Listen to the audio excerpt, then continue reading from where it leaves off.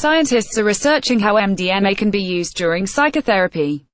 Istock MDMA-assisted psychotherapy may be approved in the US and Canada as soon as 2021. Final round clinical trials are beginning in Vancouver, in the latest chapter of what has been dubbed the Psychedelic Renaissance. Researchers in North America are preparing to launch the third and final stage of trials into whether MDMA, an illegal substance widely associated with club culture under the name Ecstasy, can safely be used to treat post-traumatic stress disorder (PTSD) in a controlled medical environment. If the trials are successful, researchers hope MDMA-assisted therapy could be approved in the US and Canada by 2021. Phase 3 will involve 150 participants and cost $26 million, £15 million, Canada's CTV News reported. The trials are being overseen by the Multidisciplinary Association for Psychedelic Studies (MAPS), which has researched the health benefits of psychedelic drugs since the 1980s. We hope to prove that MDMA-assisted psychotherapy is the most effective treatment for PTSD that exists on the planet. Mark Hayden, a public health professor at the University of British Columbia who founded the Canadian arm of MAPS, told CTV News.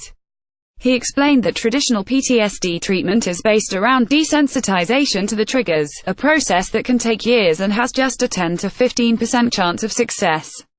In contrast, MDMA-assisted therapy can take 4 months or less, with 2/3 of participants reporting no symptoms after a year, according to a preliminary study. The first trials were so successful that the U.S. Food and Drug Administration (FDA) recognized MDMA as a breakthrough therapy for PTSD in August 2017, giving researchers greater powers to investigate the drug further. But researchers working with MAPS aren't the only academics making leaps forward in understanding how drugs with psychoactive substances could be used in healthcare. This has been called the Psychedelic Renaissance. What is the Psychedelic Renaissance?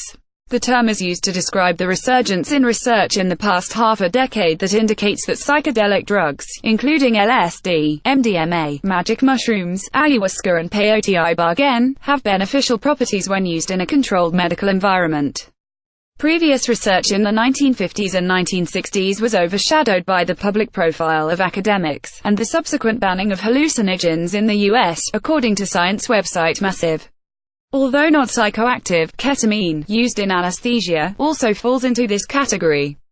All of these substances are known as party drugs and researchers do not condone their use outside of a controlled laboratory environment. But it is believed they could treat conditions ranging from PTSD and depression to addiction and cluster headaches.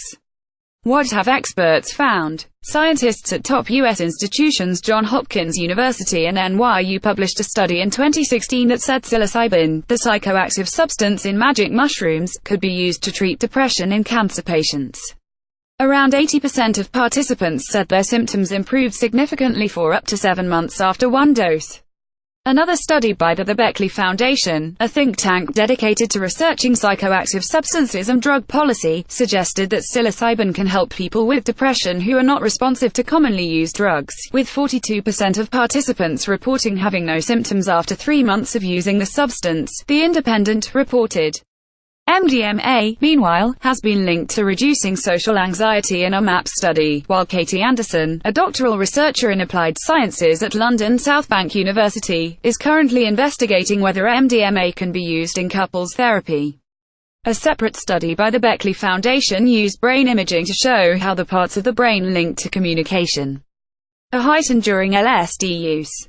Some have found these studies so convincing they have gone against medical advice and taken it upon themselves to self-medicate by microdosing substances such as LSD and magic mushrooms to ease the symptoms of depression and anxiety. Recent books such as Eilert Waldman's A Really Good Day give an insight into this practice. However, experts do not condone illegal drug use and the long-term effects of microdosing are unknown. Most psychedelic drugs are illegal and possession can land a person in jail. Dosing is also highly risky, and drugs are often cut with harmful substances. The stigma surrounding the subject is falling away, and a serious conversation about psychedelics is no longer completely taboo, Amanda Fielding, the executive director of the Beckley Foundation, told The Independent. The future is bright, if only we allow it to happen. How does it work? Experts are still trying to understand exactly what psychoactive substances do to the brain and the mind. It is believed that psychedelics boost communication between parts of the brain that generally have little connection, and lower the activity in areas that do, according to a piece by researchers at the University of Cambridge on the conversation. Lael Roseman, a member of the Psychedelic Research Group at Imperial College London who led the team behind two 2018 studies into magic mushroom use, commented that psilocybin appears to involve biological changes, as well as the scientific basis for experiences that participants describe as mystical, according to Medical News Today.